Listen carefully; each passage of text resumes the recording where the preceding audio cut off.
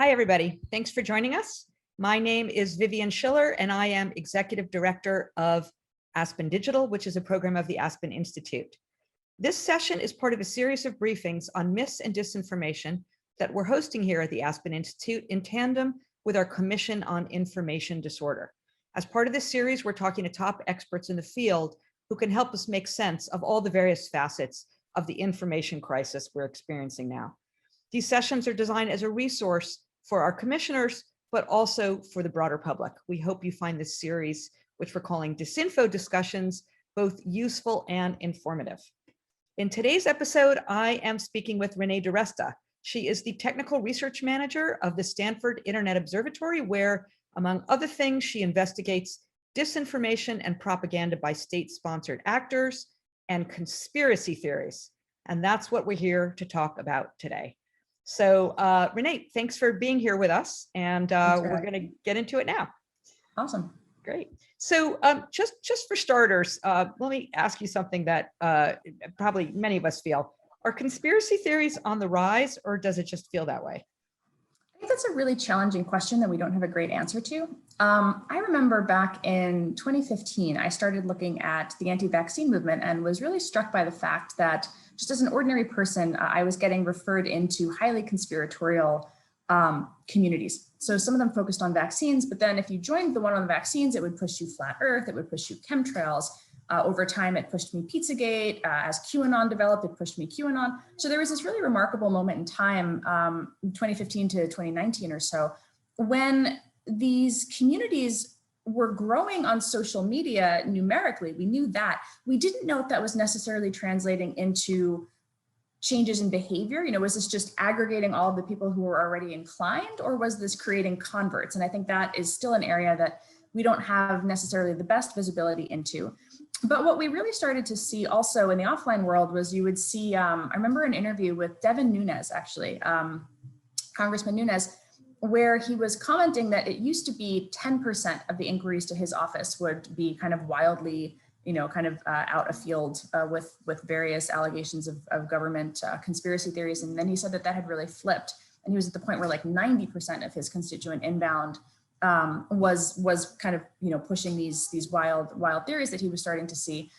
Again, the dynamic there is, are these people who are coordinating online, and so they're being told, call your congressman with a really easy to click button, so it looks like the volume is increasing, or is there actually more people in the world who are falling prey to these things? And I think that this is still kind of a challenging dynamic to quantify, because conspiracy theories are very old, very, very old. And the idea that they are caused by, caused by social platforms, caused by the way that we come together today, it's not causal, it's more of like a dynamics of amplification, dynamics of aggregation that are different today. And so more is a tough question to answer.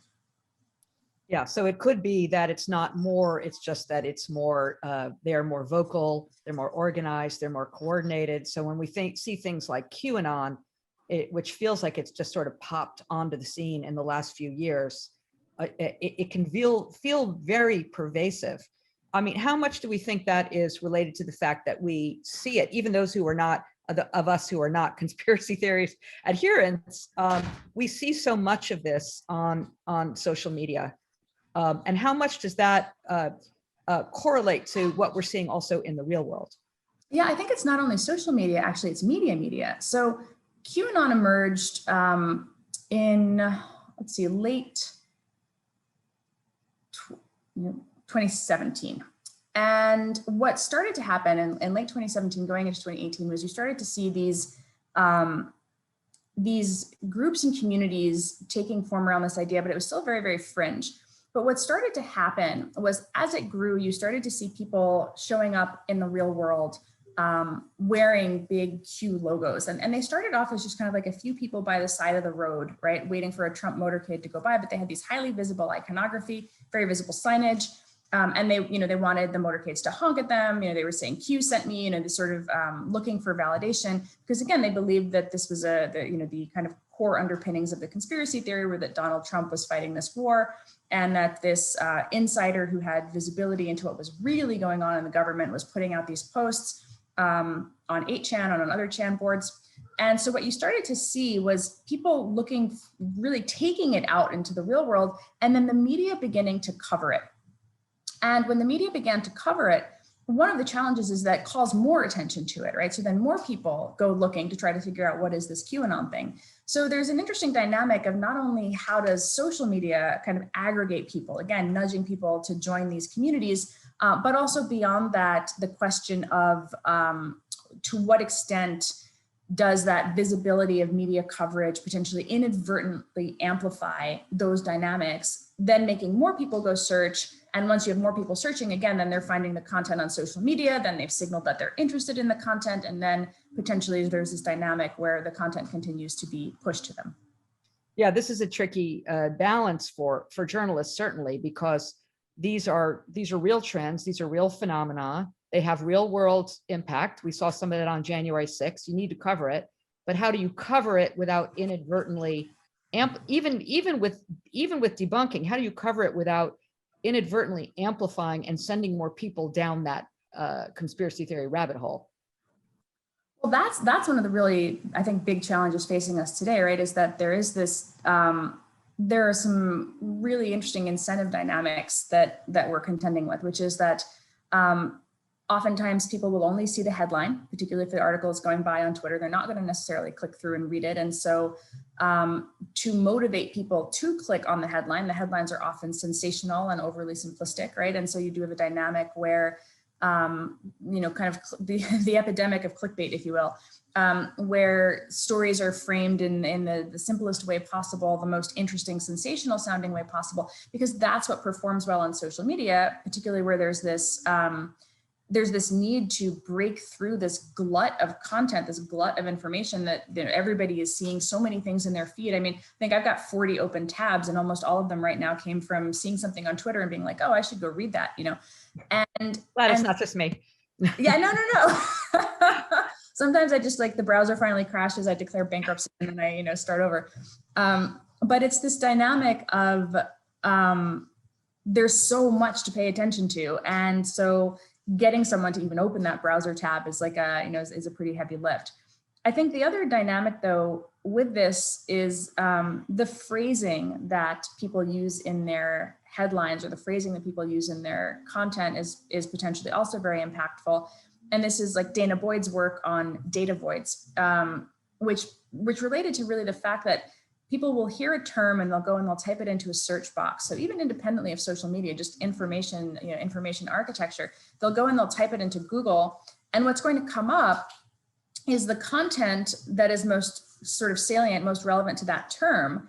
And so if this is a new term or a conspiracy theorist's term, what you're going to find is a pathway into that content, that sort of conspiratorial rabbit hole that potentially kind of you start because you see a term in news coverage and you wonder what it is, or you see a phrase on social media and you wonder what it is, and then you go looking, and instead of a nice nuanced Wikipedia article with the full details of the issue, you find the content that is again potentially most sensational, or most linked to, or in a lot of cases it's the only content available to return for that term.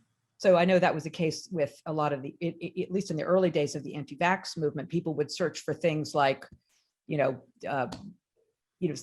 the childhood vaccine and autism. And because there was no scientific corollary, there was no article about it, but what would pop up are these conspiracy theories. And that's an example of a data void, yeah. Yeah, so one of the ones that I wrote about that I saw in some of the work that I did in, I think it was, 2016 at this point, was the dynamic of the vitamin K shot. So there had been a lot of counter content that was eventually created related to the MMR, to what you're describing with this theory that the measles vaccine caused autism, which is a discredited theory. But a lot of what the scientific community had put out was kind of locked in journals and Nature and Science, and so the material, they weren't necessarily writing for popular blogs. It wasn't the kind of dynamic that was, so where people were looking for information was just on their search engine, and where a lot of the accurate research was locked in a journal somewhere. So there was that kind of dichotomy. But what happened with, gradually there did come to be more articles written about these common terms, but then there was the story of the vitamin K shot. And vitamin K is not a vaccine. It's in the immunization sense of the word, it's just a vitamin. And so it's a vitamin that prevents brain hemorrhages in newborns. And so it's given within hours after birth. And yet the anti-vaccine movement incorporated this resistance to any and all shots, any and all medical interventions at birth. It's all terrible, it's all manipulative, was the claims that they were making. And so the vitamin K shot was not a thing that any of medical experts or pediatricians thought they would even have to defend, right? This was just such a, as far as anyone in the medical community was concerned, this was such a clear win. Keep babies from getting brain hemorrhages. It's just a vitamin. And yet when you searched for it on Google, or if you engaged in Facebook groups, what you would see is there's preservatives, it's a gateway shot, they're not telling you what's really in it, all sorts of conspiratorial content around it. And the #1 Google search result for vitamin K shot was a blog called The Healthy Home Economist, which was an anti-vaccine blog encouraging people not to vaccinate their kids. So that was the that was the dynamic. So a parent who, somebody who's pregnant, somebody who's making these decisions, sees that term, goes and searches for it, and what do they find? Not a reputable pediatrician site, but this blog. Yeah, so let's just back up for a minute and talk a little bit about what goes into a disinformation campaign. When you're talking about data voids, obviously those are not designed intentionally to mislead. It's just it's just a phenomenon out of the fact that there's no articles on these stories. But when we're talking about bad actors using conspiracy theories and doubt, what do they use to try to influence people? Those who are purposefully going out into the world trying to spread conspiracy theories on purpose, not out of some necessarily deeply rooted belief. Yeah, so for a disinformation campaign, we're talking about something with a deliberate intent, right? That's really the definition, that as unsatisfying as it can be relative to how do we determine intent, that is really the definition that we're using right now. So someone who is willfully trying to influence and deceive the public. And what you see on that front is oftentimes it'll take kind of one of two forms. One type of campaign is to distract. And by distracting someone, kind of like a look over here, don't pay attention to this other thing. We're going to push a whole lot of other stuff at you so that you're paying more attention to another, to another issue or another type of content. Sometimes that distraction takes the form of throwing so many different conflicting stories out into the world that it just becomes a kind of paralysis. It's just too hard to know what's true. An example of that would have been something like when Jamal Khashoggi was murdered, all of a sudden these accounts linked to Saudi Arabia turned on Twitter with so many different theories about what had happened. We saw this from Russia in the case of the downed Malaysian Airlines flight MH17, so many different theories all pushed out simultaneously. Who can possibly tell what is true? So there's that fundamental question of who can tell what is true or what is true. Undermining your confidence in your ability to even discern truth, to even identify which sources might help you discern truth, to just make it feel like an absolute paralysis. That's one of the types of campaigns that we see. The other type is the persuasion campaign. And that's where, rather than distracting you, trying to make you look away from something like a downed passenger jet or a murdered man, what you have instead is a long game approach to trying to make people shift in their alignment on an issue. So much more of like a, when we say persuasion campaign, they want a community of people to think or feel a certain way. And that's much more of a traditional kind of propaganda model, where it is creating a relationship of trust with something that is not what it seems to be. So one common way that this was done, we'll use the Internet Research Agency as an example. I create a page. Russian, which is based in the Russian, yes, the Russian troll factory. So you create a page, you pretend to be a Black Lives Matter activist, and then you speak to your audience as if you're one of them. You're communicating from a position of trust. So again, this all comes down to these questions of trust and truth, right? Can you figure out what's true? Who do you trust to tell you what's true? Well, here I am, and I'm a person just like you, and let's talk about this issue of this 2016 election. And as members of this community, here's how we should feel. And so the framing is always around as, you know, as a fellow member of your community, as a fellow feminist, we shouldn't vote for Hillary Clinton. As a fellow Black American, we shouldn't vote for Hillary Clinton, right? And so that's where you start to see, it doesn't even matter if it's related to voting or something else. The point is to speak authentically as a member of that community, occupying a position of trust to try to persuade them, to try to nudge them toward a particular point of view. When you look around today, this is going to be a tough question because there's probably so many. What are the most concerning conspiracy theories you're seeing take root? What the proverbial, what keeps you up at night? Well, a lot of what we look at isn't so much the specifics of the conspiracy theories, right? We see this as we look more at how do people come to consensus? How do they make sense of something? And conspiracy theories are concerning as an erosion in that process of coming to consensus. So it's more questions, you know, for us, for the work that we're doing, looking at how does the information infrastructure, how does the architecture enable people to come to consensus and make sense of things? How do we think about the idea, an idea of an informed public at this point, given that the infrastructure, the architecture, and the incentives, right, what we sometimes call the affordances and the algorithms. What can you do on these platforms? What is algorithmically done for you? And then the policies, what is allowed to stay on the platform? How do we think about this architecture, this information space, and what it facilitates, what it enables? So while there are some very, very wonderful things that come out of it, there are also some deeply pathological things that come out of it. And the conspiracy theories sort of fall more into the realm of the latter. So the problem is that the stuff can and does have real world impact. And if we're sticking to conspiracy theories right now, I would say that one of the more visible indications of this was the events at the Capitol on January 6th. Where what you started to see was people who had come into these communities where they were trying to decide what was true, right? They had become convinced that the election was stolen. They became convinced of that because the influencers in the media ecosystem that they trusted, that they had come to trust, told them that repeatedly over and over again. And within those kind of, you know, online echo chambers, this was, as far as they were concerned, reality. The reality was that the election had been stolen. And there were various theories that were offered to explain how that theft had occurred.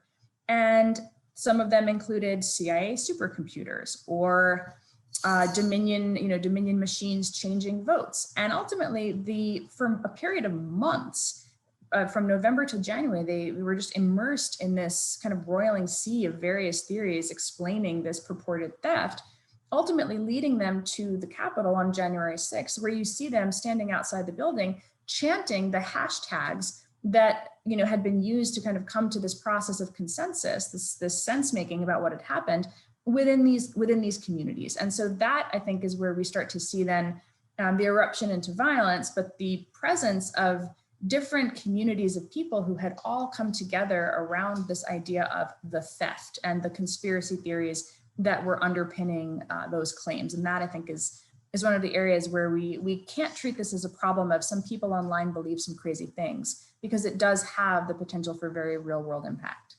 I mean, we certainly can't find a consensus if we're not united on what constitutes evidence-based reality, which is what we're seeing. Let's turn now to what do we do about all this? What are your solutions, Renee? Look, there are a lot of different, this is a whole of society issue, and there are different levers in theory to pull. There are, what can the platforms do around this in terms of content moderation? Is there anything that the federal government can do in terms of regulation or legislation, civil society, education? I think the real challenge is what can we get done in a short term versus in the long term. So I think that there are sort of some short-term things that we need to do to take on this question of, in the immediate term, the legitimacy of our current presidency, disabusing Americans of this notion that this mass theft has occurred. There's a combination of things that need to happen. First, I think, is the recognition that we're not going to moderate our way out of this, and that this is not just a social media problem. So as we try to engage with people who are immersed in particular media ecosystems, I think that there's a lot of questions around how do we bridge those gaps. And some of the interesting work that I've seen done on this is the model of America in one room, and the kind of deliberative polling approaches where people are asked to think about what they know about the other side. Are there ways to kind of build bridges of trust between different communities of people who have come to occupy these increasingly polarized, divergent spaces? Say more about that. That's interesting. I haven't heard that before. Yeah, it's so Professor Larry Diamond at Stanford, and I think a few others are behind this initiative called America in One Room, which when we were gathering in person, used to do exactly what it sounded like, bring a bunch of Americans from different walks of life together into one room to talk about their perceptions of other, of the other side. What is it you believe about those Democrats or those Republicans? And then actually kind of hearing a member of that community on whatever issue it was, kind of speak about where they were coming from, what they actually believed. So was there a way to kind of rehumanize particular points of view, as opposed to this idea in the online space where we're all avatars, we all have our tiny photo square and we scream things at people because we, of what we believe they are, right? And I think the dynamic of online factions where everyone is constantly online, constantly engaged, and constantly really spoiling for a fight, I don't think that that's going to be solved with better online moderation or, anti-harassment tools. I think really it comes down to much more of a process of reconnecting people within ideas of community and re-emphasizing that these are your fellow citizens and restoring that trust. Then I think there's the challenge of, again, on the same front, trust, media, restoring trust in media. I think that media and institutions have communicated in very traditional patterns for a very long time. There's a belief that top-down authority and top-down expertise are how people make sense of the world. And that's just not true in the communication ecosystem that we have today. One of the things that we saw quite a bit in our election integrity work that we're also seeing in our vaccine observations now is the idea of the bottom-up sense making, where instead of seeing information from a trusted authority or institution, you instead see somebody post something to Twitter or to Facebook, and then people begin to investigate or discern what that thing is, how it fits into a broader narrative. And then oftentimes, unfortunately, the narrative turns into a conspiracy theory. So I think the recognition that if people want information about COVID or about elections, the government and authority and mainstream media are not the only sources at their disposal anymore. They can go from this much more bottom-up dynamic. So understanding what's happening within those communities for media and institutions to participate, I think that we need to see much more of a change in communication style. So not so much journals and PDFs and press conferences, but much more regular, repetitive engagement on within these spaces where people are coming to consensus about things. I think ultimately it's three things, right? We've got policy, education, and design. And so policy, whether that's regulatory or self-regulatory from the tech companies, gives us some levers. Education, and that's really getting people to understand a little bit more about how they engage and what they engage with, what they see online. And again, restoring those sort of shared bonds. And then design, and that's where I think we can be rethinking things like curation and amplification to put more reputable, less sensational content in front of people as well. So I know it's kind of like a smorgasbord. I wish I had like the one. Well, there's no, I think one thing we can agree on, there is no silver bullet, and it's going to take, but you made a really important point. Well, you made a bunch of really important points, but in particular, which is, which I think comes down to trust. Who do you trust? When you're talking about reaching people, whether it's about COVID vaccine or about the election, it's about reaching people in their communities as opposed to this top-down authoritative voice like the news media or a government official who we see in survey after survey are losing trust in the face of the American people, so many of the American people. And that, but local authorities, somebody that feels like a peer or a neighbor is going to be a more trusted source. Yes, exactly. Yeah. I want to just ask you, just talk for a couple of minutes, particularly about the COVID vaccine, what we're seeing with the COVID vaccine, and then we'll move to just a final question and close.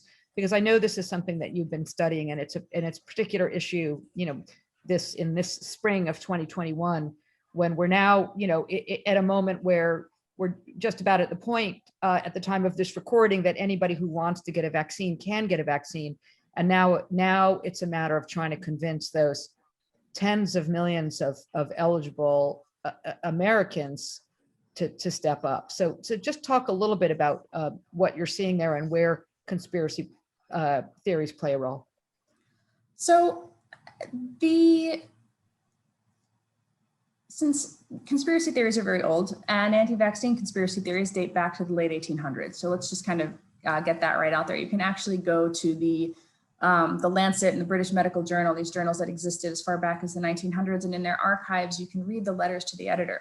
And it's really remarkable troves of documents, because occasionally you'll see the editors will actually print an anti-vaccine letter from the Anti-Vaccination Society of the day, and then they're so funny about it. They say something like, we're airing this not because it's true, but because we think that people need to see, what these people are saying, right? Which is a really remarkable, way to just kind of like to serve up to your readership. Here's the conspiracy theory. And then the other people who are writing in are actually the doctors who are fighting the anti-vaccine leagues, which were what they were called back in the day, saying things like, hey, if these people come to your town, can you let us know so that we can provide a counter, so that we can come counter speak, is what they're saying, actually. So that after they do their kind of roadshow, their anti-vaccine roadshow, we of the Jenner Society would actually like to come and tell you what smallpox variolation actually is and why you should get it.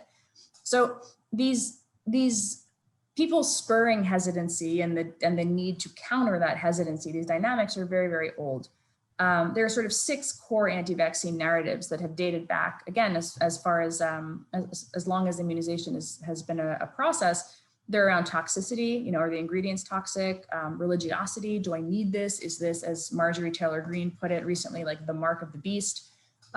Liberty is a huge narrative that comes up. And that, I think, is probably the most challenging one, right? Because that's not saying, is the vaccine toxic or harmful, or is big pharma in cahoots with Bill Gates? That's not even a conspiracy. That's just saying, why should I get this? This is government overreach. This is tyranny. And so that, I think, is the narrative that we see, that is the most challenging to counter, because it's not falsifiable. It's not a false claim. It's something that relies on, or something that is predicated on, again, this idea of community bonds. Why should I do something that helps you if it puts me at risk?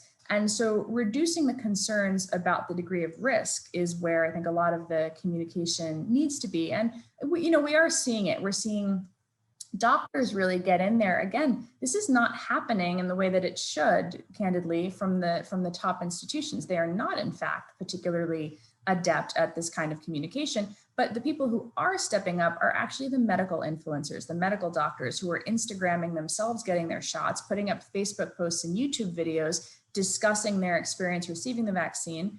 We see Black community doctors, Black physicians going into clubhouse rooms, engaging with Black community hesitant folks on Clubhouse, just in audio chat. Hey, tell me your concerns. Come up here and tell me what you're thinking about this vaccine, and I'll tell you why I got it, right? And so it's the medical professionals, individual medical professionals, engaging as people. And I think that is a real fascinating counter dynamic that we're seeing related to COVID. We're seeing the same old narratives that have been around for hundreds and hundreds of years. And the reason I think that that's a problem is not that they're still around, because they will always be around, because they're impactful, they're emotionally resonant, and they work. But the fact that it's the same 6 narratives means that we should have had pre-bunking campaigns saying to people, this is what you are going to see. Here's what the narrative is going to look like. Here's what the content is going to look like. And here is how we can help you contextualize that. Here's how you have to understand this very real side effect video. Yes, that is absolutely true. That absolutely happened. But here is the relative risk. Here is that video contextualized in the hundreds of millions of shots that have been administered. And we don't yet have that kind of communication from our institutions or authorities. Where we are seeing it is from individual SciComm folks, individual medical professionals and communicators trying to trying to counter the same old 6 narratives that have been going viral for, centuries. Now just with greater amplification. Yes. I want to just wrap up with one last question, which we're asking in each one of our sessions, and that is, we are these briefings that, like we're doing with you right now, are intended to inform the members of our Commission on Information Disorder, as well as the general public, of course.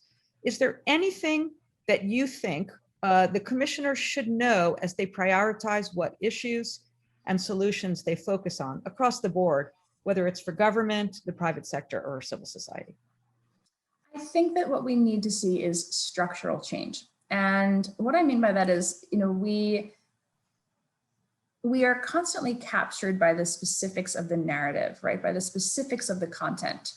And there is something to be said for, rethinking how to handle communicating across all of these various issues, be that election integrity or voting or vaccine misinformation or what have you. But ultimately, the reason all of these things persistently, the reason they persist, the reason they keep happening, the reason we do talk about the sense that this is happening everywhere on all topics simultaneously globally, is because this is what the ecosystem facilitates. And so the question should be, in my opinion, how do we think about the ecosystem? And there are many different facets to that, but there are questions related to how do we preserve freedom of expression while at the same time thinking about what is served up to people, right? How do we think about amplification of particular types of content or particular types of speech? How do we think about the ethics of recommending content? I think curation is one of the most significant challenges facing us, and actually an area where there is potential leverage for thinking in policy, education, and design terms about what it means to curate information for people. Which curation is not about censoring speech or limiting speech. It's about the recognition that all of our feeds are ranked, all of the information that we see is put through some form of filter. And what are those filterings and rankings, and how can we perhaps evaluate them with an eye more towards creating a healthy information environment, or an information environment where reputable information is surfaced, as opposed to whatever the kind of consensus of the most likes. If it got the most likes on Twitter, that's the thing that you should see. I think that we have to do a little bit more strategic thinking around what those processes of curation really look like. Those are great guidance, Renée. Renée DiResta, thank you so much. This was really helpful and really informative, and thank you for spending some time with us today. Thank you.